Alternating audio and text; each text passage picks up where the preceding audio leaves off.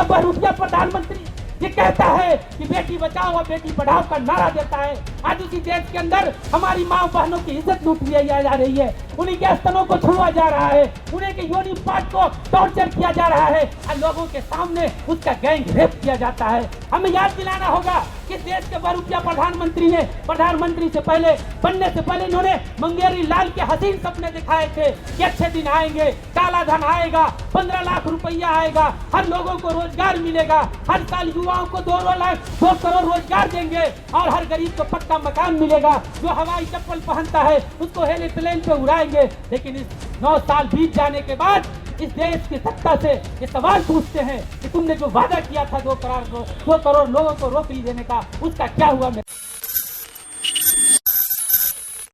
अगर आपको इस देश में रहना है तो मोदी और योगी को वोट देना होगा।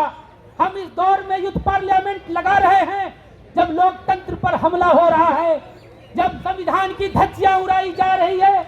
आज इस वक्त हम लोग युद्ध पार्लियामेंट कर रहे हैं जब संविधान को रौंदा जा रहा है। आज हम उस वक्त युद्ध पार्लियामेंट कर रहे हैं जब इस देश के तानाशाह से हम सवाल करते हैं, जब इस देश के सत्ता से सवाल करते हैं तो उन्हें गोलियों से भून दिया जाता है और उन्हें जेल में डाल दिया जाता है। मेरे नौजवान साथियों, आज हमारे बहुत सारे वक्ताओं ने अपनी बात को रखा, लेकिन मैं भी चंद मोटे मोटे बातों को मैं आपके सामने रखना चाहता हूं। हमारे DU के एक प्रोफेसर कल की घटना के बारे में जिक्र कर रहे थे और वो कह रहे थे कल जो घटना घटी है ट्रेन के अंदर में, ये एक छोटी मोटी घटना नहीं थी मेरे नौजवान साथियों। ये घटना एक कह लीजिए वो नरसंहार है और उसकी घटना को मैं थोड़ा सा ब्रीफ कर देना चाहता हूं। जिस सिपाही ने, जिस RPF के जवानों ने जो गोली चलाई SIO पर, उससे पहले वो वहां पर डिस्कशन हो रहा था, इस देश के सत्ता के खिलाफ वो बात कर रहे थे और उस भाषाभाषी इतनी बढ़ गई कि वो SI चेतन सिंह चौधरी जो मीना है, जो जात के आदिवासी है, उस पर अंधाधुंध फायरिंग कर देता है और वो चिल्ला कर बोलता है कि अगर इस देश में तुमको रहना है तो मोदी और योगी करना होगा। मेरे नौजवान साथियों, उसके बाद जात को देखकर, धर्म को देखकर और उसके चेहरों को देखकर 3 मुस्लिम नौजवानों को गोलियां मार दी जाती है और इस सारी घटनाओं को इस देश की सत्ता, इस देश की सरकार छुपाना चाहती है, छुपाने की पूरी कोशिश कर रही है और ये कहा जा रहा है कि वो मेंटल है। नहीं मेरे देश नौजवान साथियों, ये मेंटल नहीं है। अगर मेंटल है भी तो इस देश की सत्ता ने उसको मेंटल बनाया है, इस गोदी मीडिया ने मेंटल बनाया है, जो डेली सुबह और शाम नफरत परोसा जा रहा है। जब उस इस देश के अंदर इतनी समस्याएं हैं, उस पे उनको कोई सरोकार नहीं है, उस पे बोलने के लिए तैयार नहीं है।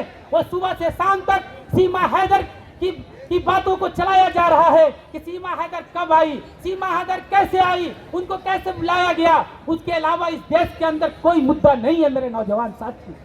है मेरे नौजवान साथियों, मैं आपसे ये कहना चाहता हूँ कि मणिपुर की जो घटनाएं हैं वो छोटी मोटी घटनाएं नहीं है मेरे नौजवान साथियों। इस मणिपुर के जो 90 दिन से मणिपुर चल रहा है और उसके अंदर हजारों नौजवानों को, वहां के लोगों को जिंदा जला दिया गया। लाखों लोग कैंप में रहने पर मजबूर हैं। वहां हमारी माँ और बहनों की इज्जत लूट ली गई और एक दो नहीं सैकड़ों बहनों की इज्जत लूटी गई है मेरे नौजवान साथियों। कोई साथी कह रहे थे कि 300 हथियारों को लूट लिया गया। नहीं, इस देश का जब अमित शाह जो इस देश का गृह मंत्री है, जब जाता है मणिपुर, उसके बाद से वहां दंगा शुरू हो जाता है। 100-200 हथियार नहीं बांटे गए, 6000 हथियार की लूट हुई है।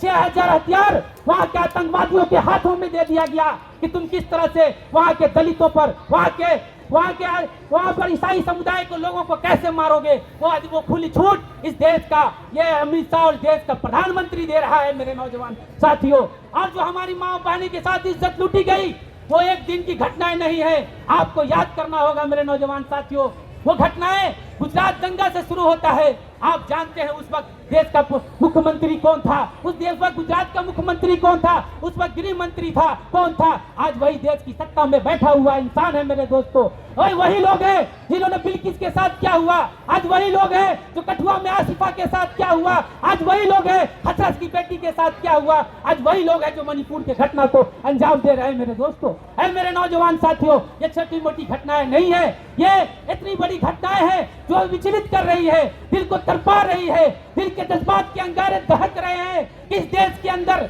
इस देश में लोकतंत्र की दुहाई दी जाती है, जिस देश में, इस देश का बहुरूपिया प्रधानमंत्री ये कहता है कि बेटी बचाओ और बेटी पढ़ाओ का नारा देता है, आज उसी देश के अंदर हमारी माँ बहनों की इज्जत लूट ली जा रही है, उन्हीं के स्तनों को छुआ जा रहा है, उन्हीं के योनि पार्ट को टॉर्चर किया जा रहा है और लोगों के सामने उसका गैंग रेप किया जाता है मेरे नौजवान साथियों। और 3 महीना बीत जाने के बाद जब जनता के बीच में आवाज आती है तब उस पर FIR दर्ज किया जाता है। ये कैसी सत्ता है, ये कैसी सरकार है मेरे नौजवान साथियों। इसकी भी जिम्मेदारी हम लोगों के सर पर है कि हम कैसे उन लोगों का साथ दे जो मजलूम है, जो दर दर भटक रहे हैं। आज भी 50,000 लोग कैंपों में रहने को मजबूर है मेरे नौजवान साथियों। मैं इस यूथ पार्लियामेंट के माध्यम से ये कहना चाहता हूँ, बात सही, देश की सबसे बड़ी समस्याएं रोजगार की समस्या है, हम इस चीज को मानते हैं, लेकिन इस देश के अंदर जो नफरत के अंगारे दहक रहे हैं उसके खिलाफ भी मेरे नौजवान साथियों लड़ना होगा। हमें याद दिलाना होगा कि देश के बहुरूपिया प्रधानमंत्री ने प्रधानमंत्री से पहले बनने से पहले इन्होंने मुंगेरी लाल के हसीन सपने दिखाए थे कि अच्छे दिन आएंगे, काला धन आएगा, 15 लाख रुपया आएगा, हर लोगों को रोजगार मिलेगा, हर साल युवाओं को 2 करोड़ रोजगार देंगे और हर गरीब को पक्का मकान मिलेगा, जो हवाई चप्पल पहनता है उसको हेलीप्लेन पे उड़ाएंगे। लेकिन इस 9 साल बीत जाने के बाद इस देश की सत्ता से ये सवाल पूछते हैं कि तुमने जो वादा किया था 2 करोड़ लोगों को नौकरी देने का, उसका क्या हुआ मेरे नौजवान साथियों। मैं आपको बताना चाहता हूं कि मध्य प्रदेश के अंदर जहां शिवराज सिंह चौहान की सरकार है, जहां भाजपा की सरकार है, वहां के सचिवालय में एक चपरासी की वैकेंसी आती है, 400 से 500 वैकेंसियां आती है, उसमें लाखों नौजवान उस नौकरी को भरते हैं। उसमें बीटेक है, एमटेक है, MBA के नौजवान जो साथी वहां उसका फॉर्म भरते हैं। किस देश का हालत बना रखा है इसने। ये नौजवान को ला के कहां खड़ा कर दिया। इन्होंने वादा किया था कि हर साल 2 करोड़ नौजवानों को रोजगार देंगे, अभी तक इन्होंने 5 लाख लोगों को रोजगार तक नहीं दिया है। इन्होंने जो हर साल, इससे पहले जो सरकारें थी 40 से 50 हजार युवाओं को रेलवे में वैकेंसी दिया जाता था, लेकिन उस रोजगार को भी खत्म कर दिया गया है मेरे नौजवान साथियों।